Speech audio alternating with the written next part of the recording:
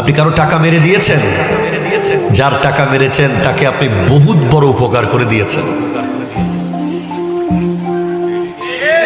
যার টাকা কেউ মেরে দিয়েছে সে আজকে থেকে আর আফসোস করবেন না, হাসতে হাসতে বাড়ি যান। কারণ এক পয়সার জন্য 700 রাকাত নামাজ দিতে হবে। এক আনা নয়, এক পয়সা, এক পয়সা 700 রাকাত নামাজ দিয়ে ফেলতে হবে কিয়ামতের মাঠে। তো আমার 1 টাকা মেরে দিয়ে তুমি 700 রাকাত নামাজ দিয়ে ফেলো, আমার জন্য ভালো, মেরে দাও। ঠিক কিনা? জোরে কথা বলেন না। দিতে হবে, কোনো ছাড় নাই।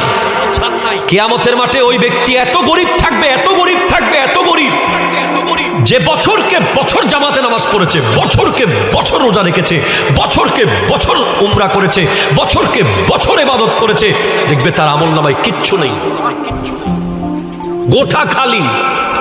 বলে কিরে তুই অমুকে 10,000 টাকা খাই ফেলাইছস, তাকে ডাক।